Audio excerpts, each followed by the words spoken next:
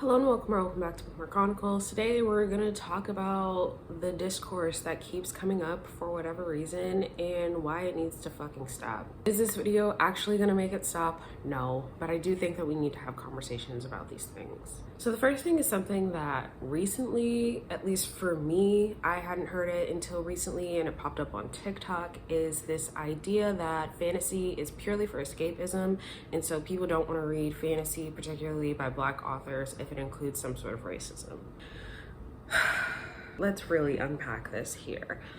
I can understand not wanting to read about Black pain, Black trauma, racism, discrimination. I totally understand that. I absolutely get it.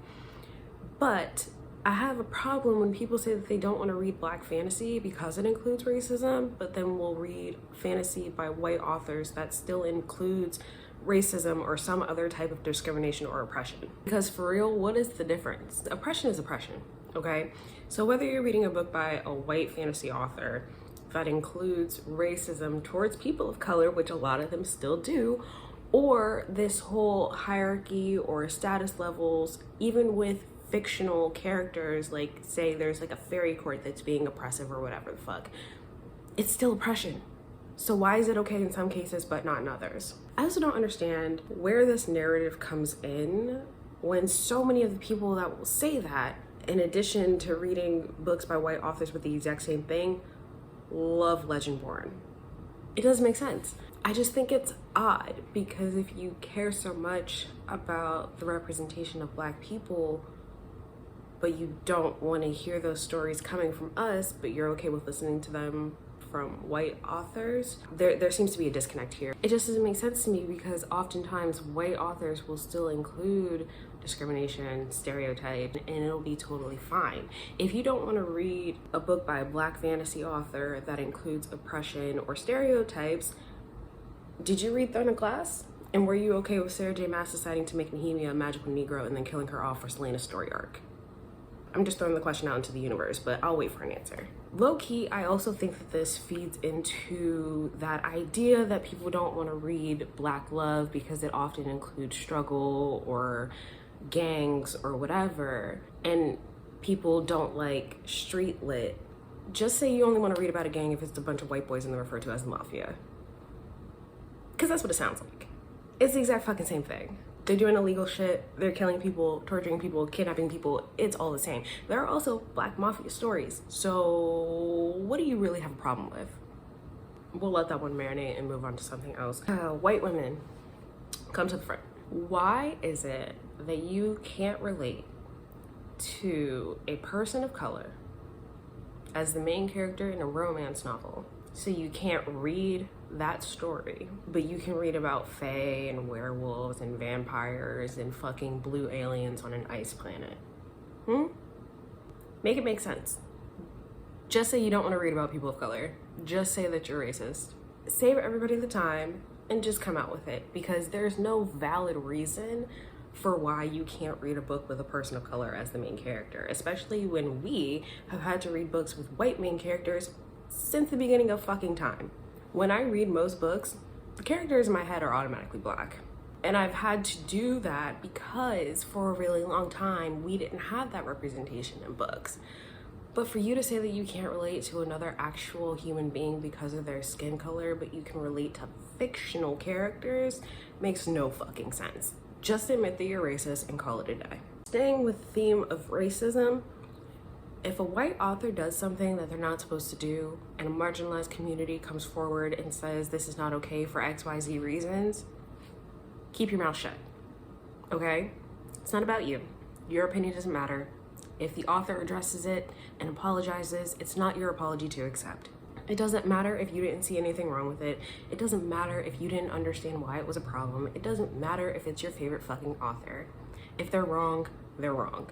And if you can't handle acknowledging the fact that they're wrong, that is a you problem.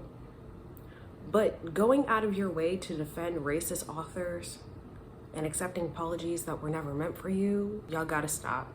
Stop, sit down, and just mind your business, please. It's so annoying. It's also very weird that y'all will defend books that have racism in them. Like the whole Kate Stewart situation and her using a slur. Why would you defend that? It's weird. Cut it out. Another thing that literally gets brought up, like every 3 to 4 months at this point, the whole argument that audiobooks don't count as real reading. First and foremost, just because you don't like audiobooks or don't want to listen to audiobooks, cool. What the fuck does that have to do with anybody else? Part of the reason that I started getting into audiobooks is because I have bad eyesight. I've worn glasses since I was in kindergarten, and the thing is, I'm farsighted, meaning that I can't see close up. So I typically need glasses when I'm reading, and no, it is not the same as just putting on a pair of reading glasses. I have a prescription. But sometimes my eyes hurt. I don't want to keep reading with my eyes, so I'm gonna switch to the audiobook because it's easier. Sometimes it is so much easier to just put on an audiobook when I'm getting ready to go to bed instead of pulling out a physical book, having to turn on all the lights, because if I don't have decent lighting, I'm not gonna read shit. And the audio alleviates that problem for me. If I'm still consuming every word of the book from beginning to end, I read the fucking book. I don't know where y'all got this idea from, but y'all need to fucking stop. Also, we've had this conversation so many fucking times. At this point, if you bring it up, just say that you're begging for attention, because that's what you're doing. There's also the classics conversation. First and foremost, if you want to read classics, then you do you. Have a ball. But to think that you're superior or better than everybody else because you read classics, where did you get that from? Genuinely, how did you come to that conclusion?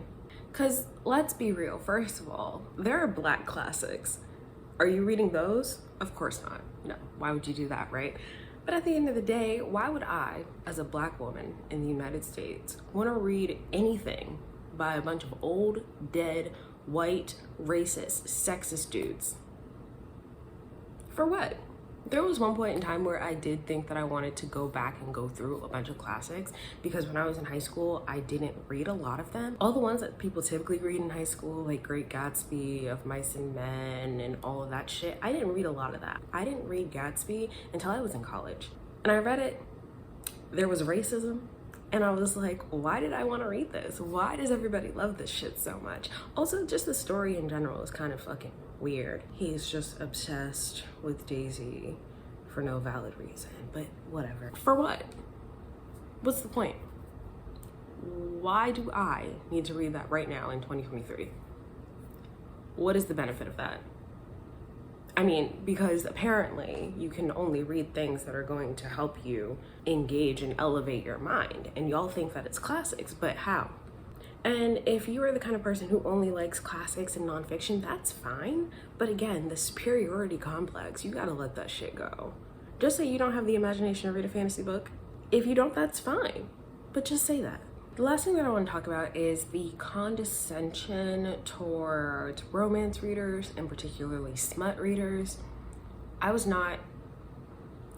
I still wouldn't necessarily consider myself a romance reader, even though I am trying, and I have found more romances that I enjoy.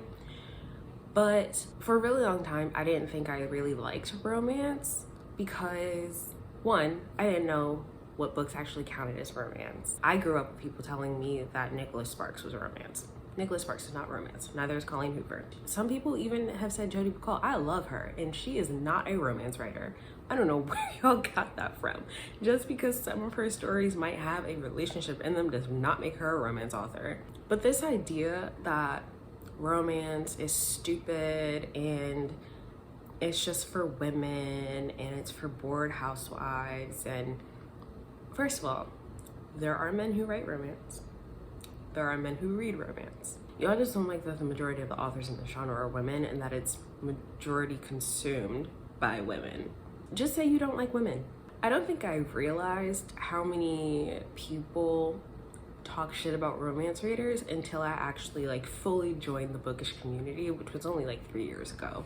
I just find it so odd that y'all go out of your way to talk shit about romance readers, because for what? Genuinely, what is the reason? Or the people who are reading romance novels gives you false expectations for relationships. No, I mean, most girls really just swoon over a guy who's actually nice to her, so maybe you should try that. Being nice to women, what a fucking concept. And let's be real, if your girlfriend reads smut, you're probably gonna benefit from that, so why are you complaining? I don't understand. And any comments about erotica, it's just porn that you're reading. Okay, and what's your point? What's the problem? Some people watch it, some people read it. Why does it matter? And then even for romance readers who can read like contemporary romances and whatnot, but don't like monster smut, if you don't like it, don't read it. It's that simple. It's not that big a deal. Obviously, you have to suspend your disbelief a little bit because, you know, fucking alien spiders and dragons and blue ice planet like, it's fiction. It's not real. Who cares? Why does it matter? I feel like some of y'all just get on here to complain about anything just because you want attention, you want to get a rise out of people. It's immature. Honestly, it seems like some of y'all are mad at other people for freely reading what they want to read because you don't feel like you can freely read what you want to read. But if you wanted the Monster Rex, just ask for them. The girlies will give them.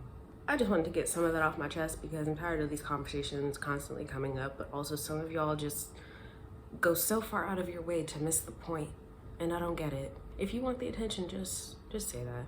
So that's it for me today. I'm sure there are so many other things that I could talk about and that will come up later this year since we're only in March. But that's it for now. Let me know how you feel about all these things, what other discourse you're tired of hearing. Otherwise, that's all I have for you today, and I'll see you in the next video.